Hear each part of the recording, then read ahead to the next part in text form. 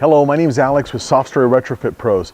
Let me walk you through our project in West LA. Let me show you how we designed and put together an amazing retrofit solution that's going to protect the tenants and the investment of the property owner.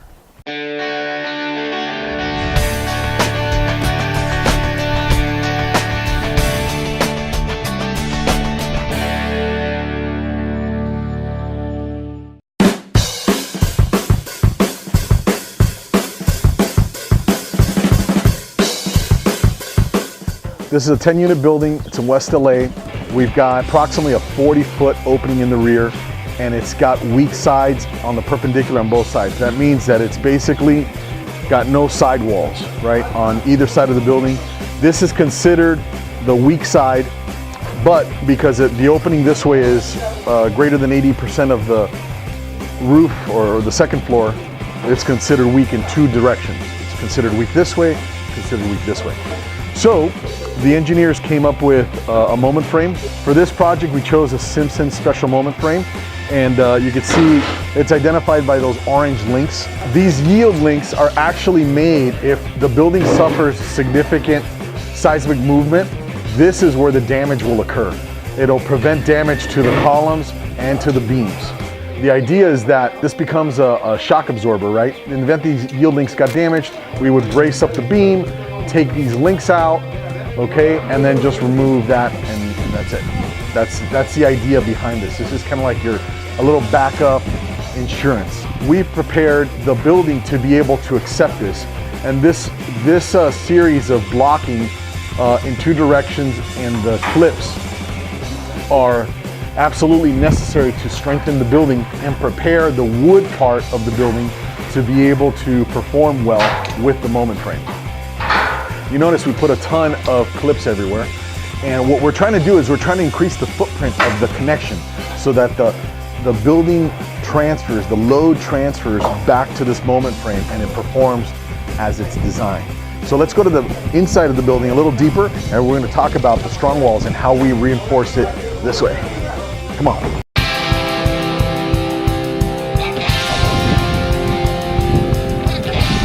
On both sides of the buildings, we've installed these Simpson strong walls, steel shear walls. They're made here in California, and this is going to protect the building this way. Now, we're not quite done yet with this connection. These are basically set in place.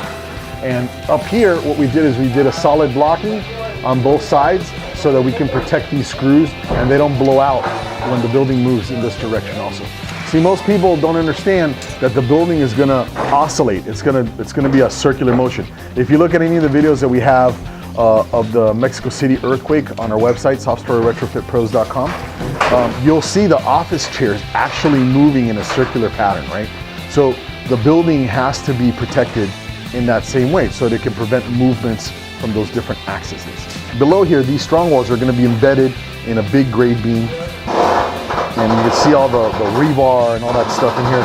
This is a little stem wall that will be full of concrete, and it's definitely extremely beefy. So together, these two components, it'll hold the building, the wood part of the building in place. This is some of the most fulfilling work that we've done, because ultimately what we're doing is we're not only protecting this property for the property owner, for the building owner, but we're also protecting tenants, and we're creating a more resilient city of LA. At the top here, that's our connection to the strong wall. And if you notice, there's actually 4 of them, side by side and back to back. And this is the reason that we did this is to create the shear strength this way, like if the wall was continuous, right? But in a smaller footprint, so you can open your car door and get out of your car. It's a pretty cool setup. Then what we did is we put this blocking on top. This is a 4x blocking. It's really heavy duty, and we installed these very heavy bolts. This is going to transfer the load path back to the moment frame. You see that big moment frame in the background there? So the idea is that this creates a tremendously strong connection on the wooden side.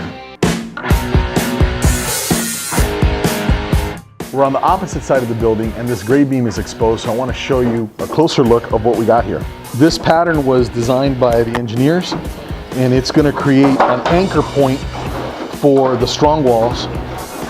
It also is going to tie the back of the building with the front of the building. One of the things that we had to correct And this is a point, an important point. Some folks they're leaving these posts in place without inspecting the condition of the footing. The footing in this case was only 8 inches thick. It should be 24 inches at least. So we blew out the old footing in here and it's ready to pour. It's nice and deep, really strong now.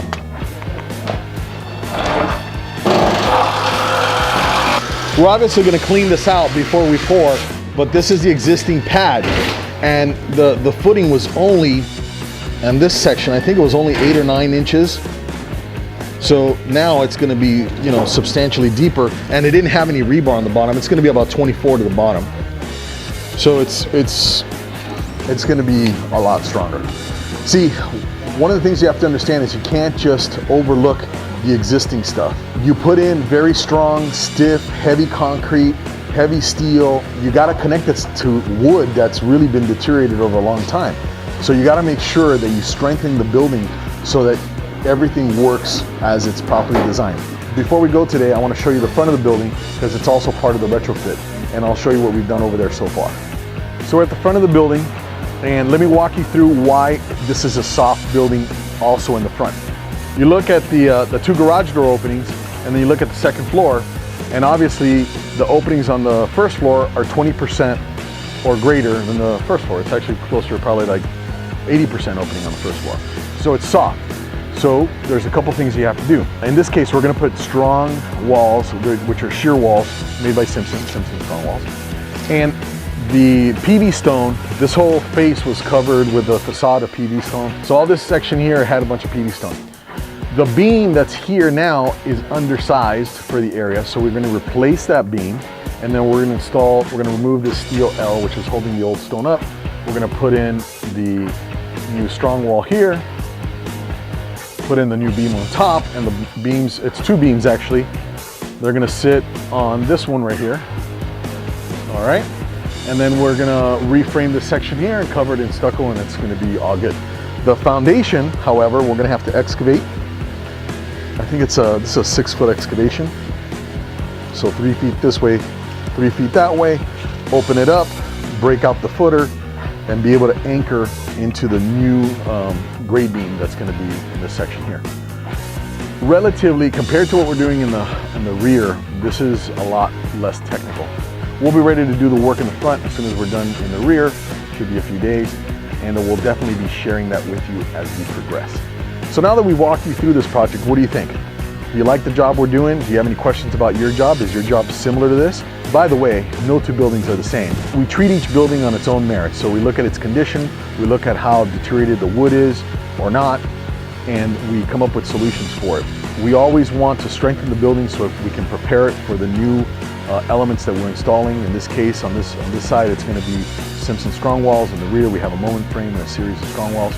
So every building is different, and you have to always remember that you have to strengthen the building so that the building will perform like it's intended with the new elements.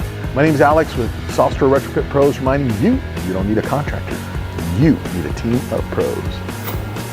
Hey, don't forget, if you want to learn more about software retrofitting, go to our website. It's not salesy, it's informational. It's a whole library of blog articles and videos. SoftwareRetrofitPros.com. SoftwareRetrofitPros.com. See ya.